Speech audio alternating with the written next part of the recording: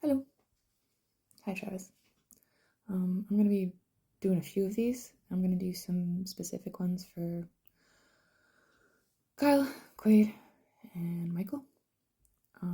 You can have a copy of those ones too if you want them, but this one's to you. And the reason why is, do you realize last year when I'd asked to hang out and Quaid did what he did, he literally did the same thing to you that he had done to me, in that he cut off your experience with another human being so that he could have it for himself. Your experience. I don't mean the experience you were going to have. I mean, he had your experience and energy. And that it was him and Jeremy who had cut off your wood cutting business that you were so proud of and feeling good, getting some esteem out of.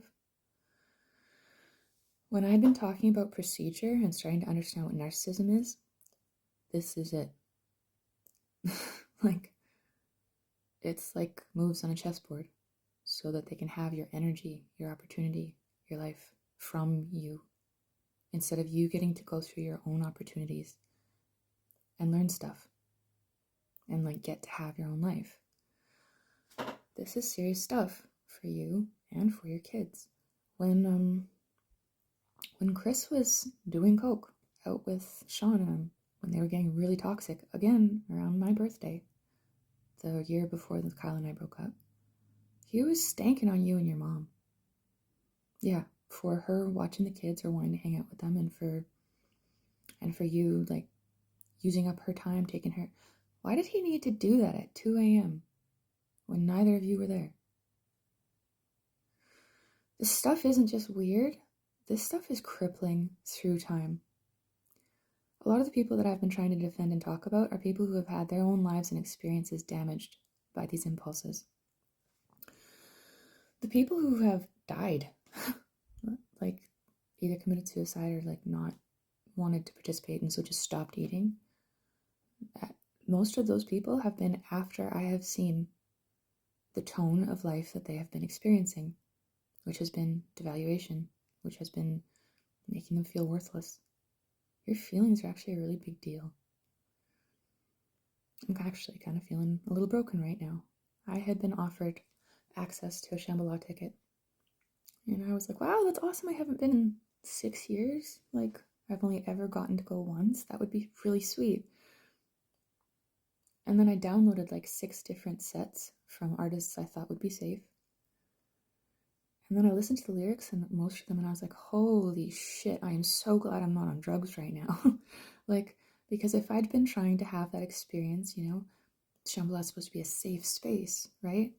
And mushrooms are healthy for you. They actually help with growing your neurons, right? Neurogenesis. So when you go to Shambhala and you hang out in other people's energy, it can be like a cure, like medicine. But it depends on what state you're in when you go, right? Your brother always says, get lost in the sauce. What I've realized is those boys are getting lost in other people's sauce.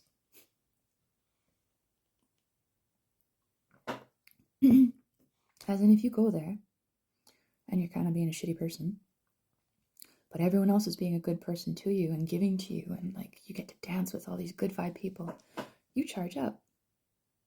But what happens if you're a good vibe person and you're hanging out with those people? You get broken down. You get used up. I didn't know what the concept of loosh was, but it's energy, it's positive energy, smiles, that, right? Yeah, you can take that from people.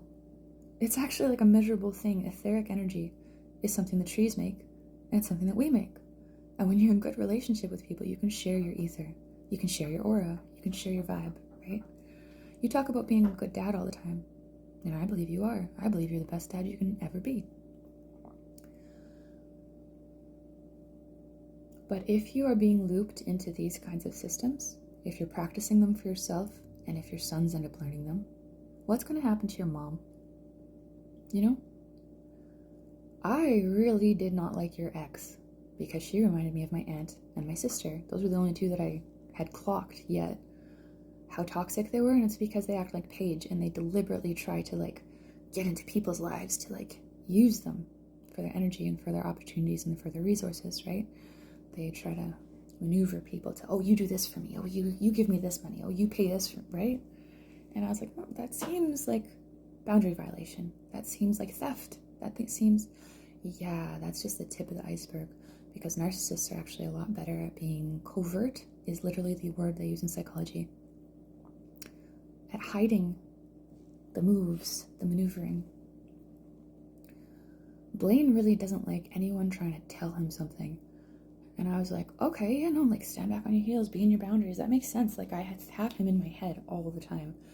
Anytime something, it's like my posture.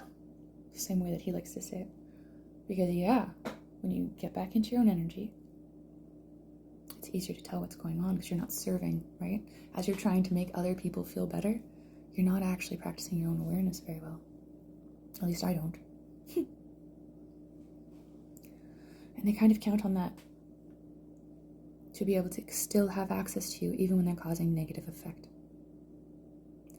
I might do this better before I post it on TikTok, but this one's going on there too. I'm not sure what else I had to say to you other than when I had first snapped you, it was just to congratulate you for what sounded like a goal you were attaining, right? To hand you some positive esteem. I never actually expected you to invite me out anywhere, right? And I'm sorry if you ended up feeling rejected, that I was not ready for sex. But I'm going to bring that up too right now. Because speaking of boundary violations, when someone gives you a rule set before you participate in an experience like that, and then you push the boundaries, that's abusive. That's just as bad as your ex. And she still owes me money, right? Like, and she used me as an excuse to get weed out of you, I think, when I've never bought weed from you. Like, the tone of the way you can even perceive the other people around you when it's being shaped like that, this is stuff that my mom did. This is stuff that every boyfriend has done. This is stuff that I'm just learning. And I'm passing it on to you because when I said, have you ever considered maybe the stars are looking back at you, right? That's an expression of empathy. And that's actually how you can augment your own cognition, is by considering, what is this other being's experience like? And when you model that, you can grow as if you were having that experience. As in, it can make your brain bigger. It can make yourself bigger, right? But when you're having these projections, it clouds what perception you can actually have, right? You can't see right when other people are telling you these things for the purpose of controlling you, for the purpose of disabling you so that they can have access to you, so that they can maneuver you. Because when you have a strong sense of self and you're feeling good and you're like, you have your esteem, it's a lot harder to shove you around, right? That's what I was trying to give to you. And that's what Quaid took. The reason I had brought up Shambhala was those 6 sets that I downloaded and found out they were all laced with mimetic stankery. It wasn't that I might be being individually attacked. It wasn't even that it was safe artists that I was let down by. It was the idea that this might actually be the entire world. That there isn't anyone out there who actually has access to themselves properly. Because that is a world that you can't fight for. You can't help. There is no helping that, right? That's a thought, because the entirety of my person has been built around the thought of the concept of Shambhala, of being able to grow together. So yeah, this is heartbreaking.